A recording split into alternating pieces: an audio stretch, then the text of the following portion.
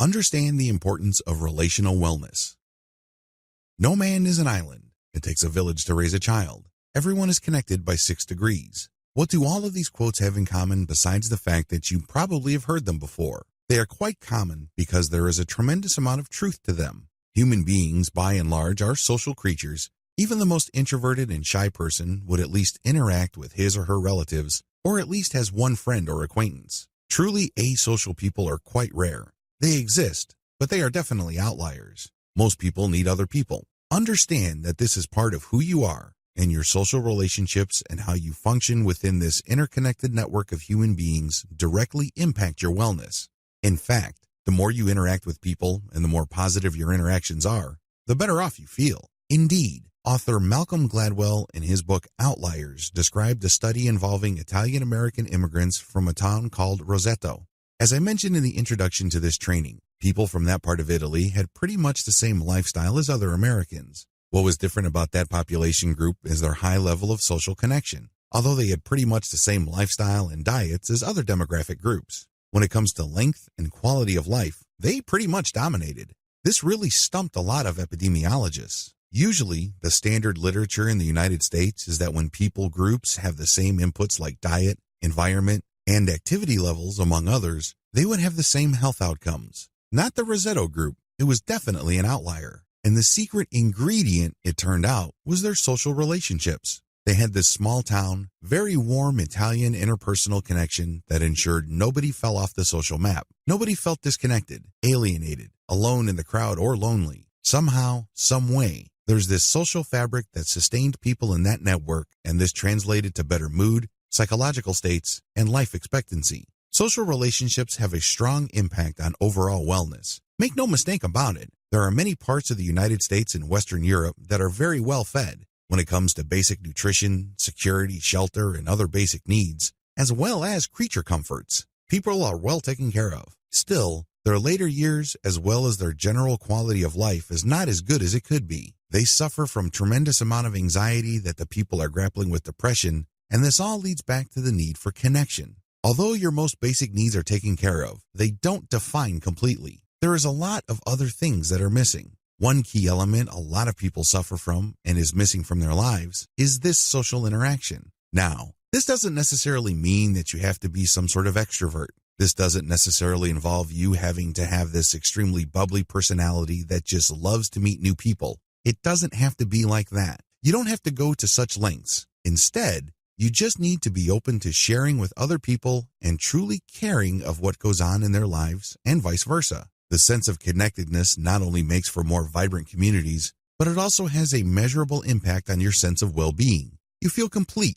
You feel like you are part of a larger cause. You don't feel like you're this free-floating person out there that nobody really cares about.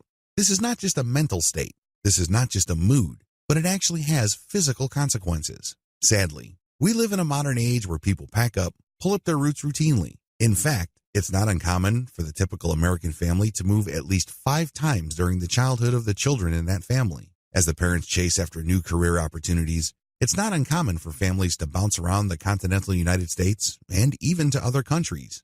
While there is a tremendous amount of economic benefit to that, it also leads to tremendous emotional and social dislocation. We need to feel connected to the people and to a larger community. And sadly, given how fast our economy is developing, this is not always available and is not always present. The impact of the concept of enough. You have to be mindful of what you think you have going for you. A lot of people are focused on getting more. They think that the answer to everything is just to get more. If you need to get a promotion at work, you just need to do more work, produce more stuff, deliver work with more quality. If you're feeling lonely or disconnected, you normally would think that you just need more friends or need to spend more time with people. If you are not feeling healthy or you are not that happy with the person that you see in the mirror in the morning, you feel that you just need to work out more. It's all the same. More, more, more. But if I told you that this idea of more is dragging you down and holding you back, what if I told you that it's actually grinding you down and putting you in a state of existential paralysis? Maybe the better way to go about doing things is to focus on the concept of enough. You have to understand when people say, I have to do more, I have to get more, I have to be more, they often chase shadows. They often chase vague concepts that are not of their making. Oftentimes, they view it on metrics that are very alien to their life. Oftentimes, they are involving other people's expectations. This may be social expectations, this may be family obligations, whatever the case may be. They end up using a ruler, so to speak, set by other people often very distant from them. This is a problem. When you set up these standards for yourself, you think that your life has direction. After all, according to the old saying, to reach the moon, aim for the sun. When you aim high, don't be surprised if you get to a better place. It may not be the ultimate place, but it's definitely much better than where you started. It's easy to understand these, but the problem is when it comes to actually working towards getting more, people end up grinding themselves down. They become victims of their own expectations. They feel like losers and failures because they did not achieve the grand vision, whatever form it takes. Sadly, this destroys a lot of lives, and the worst form of destruction is this low-level feeling that you are a disappointment. This happens all the time because people lose sight of the fact that there is an alternative concept. Instead of looking for the grand things, the big victories, the ultimate achievements in life, why not just focus on enough? That's right, there is such a thing as enough social status, income, wealth. Yes, it's possible to be happy enough. The problem with wanting more is that you eventually become blind to the fact that you will never get there. It is the eternal future. I remember when I was in college and I was living on $20,000 a year for housing, food, you name it. This was, of course, outside of tuition. I was happy as a clam. I and my friends would get together and everybody would bring a cup of instant noodles, and I would turn on the hot tap, and we would just drink some beers, enjoy our noodles, and have a great old time.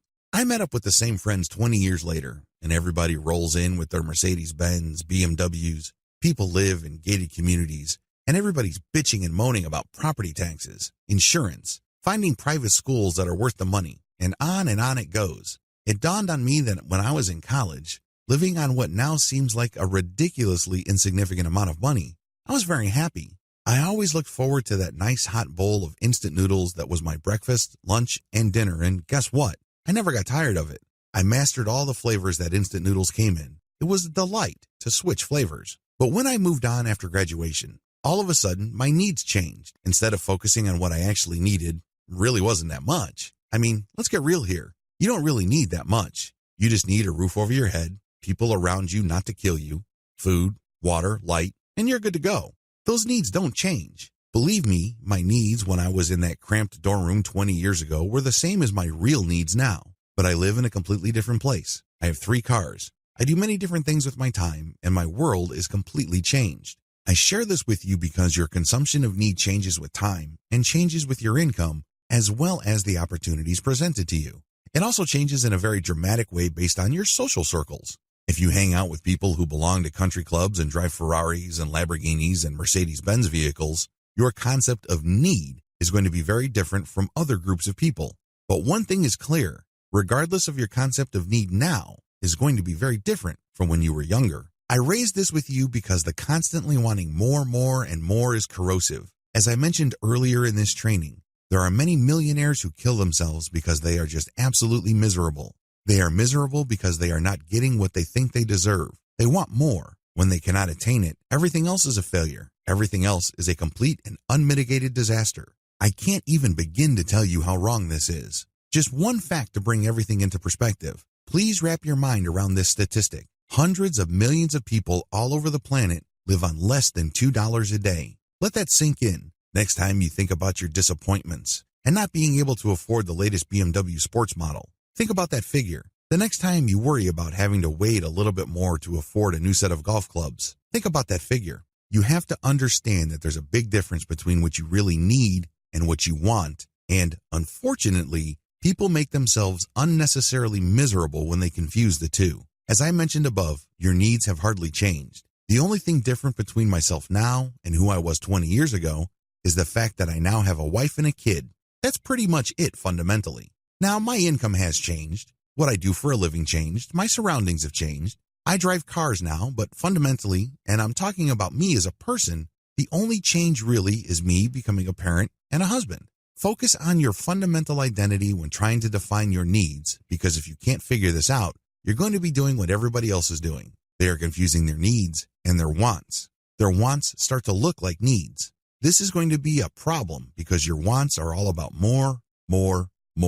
The antidote? Focus on enough. When you focus on the concept of enough, you allow yourself to be dragged back, pulled back, and cemented to the concept of need. Again, you really don't need all that much. You need shelter, safety, clean air, sunlight, food, water, rest. You know, the basics. And the more you shave off a lot of the unnecessary stuff and focus on what is enough, the saner and healthier you will be. I raise this issue here because oftentimes our needs are influenced by our social settings. Like I mentioned earlier, the needs of a working class person are going to be different from those of a middle class or an upper class person. It's time to question the impact of your social setting on your needs. If your desire to get more and more and more is dragging you down, making you feel miserable, you might want to start deconstructing your needs and rediscover the concept of enough. You might want to question if it's really all that wise to absorb on a wholesale basis everybody else's expectations as well as definitions of need.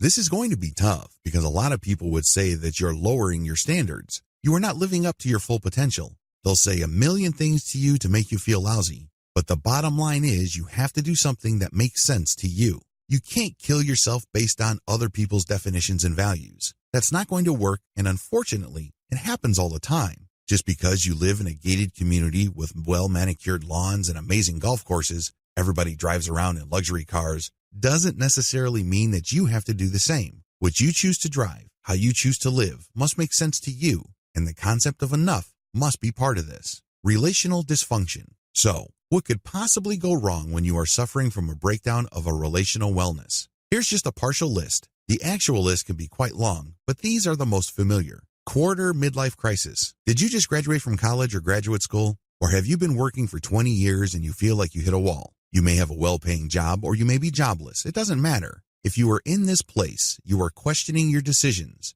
You're asking yourself, where do I go from here? Did I make the right choices? What should I be doing for a living? Is my career helping me blossom as a person? Do the things I do for a living really make me happy? Do they bring me the kind of fulfillment that I truly desire? These are serious questions, and unfortunately, the idea of a midlife crisis doesn't just apply to people in their 40s and 50s. In fact, a lot of millennials starting at the age of 16 onwards are feeling the same symptoms. They have this tremendous angst about who they are, what they do for a living, what they should do for a living, what things are worth doing, and on it goes. And a lot of this can be traced to relational dysfunction. A lot of this can be traced to whose standards are we using to measure success and purpose. Are we shooting for more, and more? Have you forgotten about enough? Antisocial behavior. A lot of people simply just break down due to lack of meaningful relational connections. This does not mean that they actively seek to harm others. This does not mean that they are serial killers or criminals by any stretch of the imagination. Instead, they become so self-absorbed that their self-regard and self-concern become sort of emotional black hole. They find it very hard to care about people because they have a tough time convincing themselves that they themselves matter. This is a really tough place to be in. We have to understand that for somebody to say something hurtful, it has to come from someplace. People who consistently spout out negativity that corrodes other people are themselves hurting. It really all boils down to, if I'm going through hell, why shouldn't you? Bad stuff. Lack of contentment. Even when things seem to be going well on many fronts in your life, it's still easy to find yourself feeling inadequate. You can't quite put your finger on it, but something is missing. You may be confident enough in your abilities, but you just can't find it in you to be truly happy. You can't quite accept everything as it is and let it go. There's just something free-floating that feels to complete your experience. A lot of this can be traced to relational dysfunction. Either you are using standards that do not make sense in the specific context of your life, or you're scared to explore what else is out there. Lack of contentment is very troublesome to a lot of people because different people deal with it in different ways. Others feel sad, so it's really hard for them to feel happy, not just for themselves, but for other people. Others deal with lack of contentment by making other people miserable. They are very critical. They're picky. They always try to snatch defeat from the jaws of victory. They're always looking at the flaw of what would otherwise be an amazingly beautiful diamond. Others deal with lack of contentment by being very proud to the point of being obnoxious. They know deep down inside that they are not really all that happy, so they project this imaginary perfect life. You probably have seen some of these people on your Facebook timeline. There are many other ways people deal with lack of contentment. Make sure you recognize it and understand that it can trace back to dysfunctions and how you relate with people. Interpersonal conflict. A lot of people have a tough time realizing that they love their fathers or mothers. A lot of people have traumas from their past. Maybe that their dad wasn't around physically because he was so busy trying to put food on the table. Maybe their mother was too protective and shielded them from lessons that they needed to learn. Sure, these lessons are hard and oftentimes uncomfortable, but they need to go through this. So they grew up with a tremendous amount of conflict and resentment. This, of course, is manifested in interpersonal conflicts if you see your father in everybody, or you've tried to find your mother in everybody. Similarly, if interpersonal conflicts take the form of being needy and holding people to such high standards that you yourself don't want to live up to, not only is this hypocritical, it's also downright annoying. Self-blame and emotional self-abuse. On the other end of the spectrum are people who express relational dysfunction by consistently whipping themselves into a frenzy. If everything goes wrong, they are at fault. There might not be any logical or rational connection between the perceived problem or failure and in their actions, but they'll find one or make one up. The conclusion is always the same. They are the problem. They emotionally abuse themselves, and this is very toxic. Not only leads to depression and possible suicidal ideas, but it positions people to become emotional doormats. Let me tell you, if you do not respect yourself, don't expect others to do it for you. There are very bad people out there that are actually looking for people who suffer from emotional self-abuse. You think they'll embrace you with wide open arms and comfort you and give you the things that you were missing. Absolutely not. They may talk that way, but what they'll do is actually use you, exploit you, and yes, abuse you worse than you abuse yourself. Be very careful. Understand that what you're suffering from flows from relational dysfunction. The way you define your personhood in the context of everybody else around you needs work. Otherwise, you wouldn't be always blaming yourself. Thankfully, relational wellness can be achieved.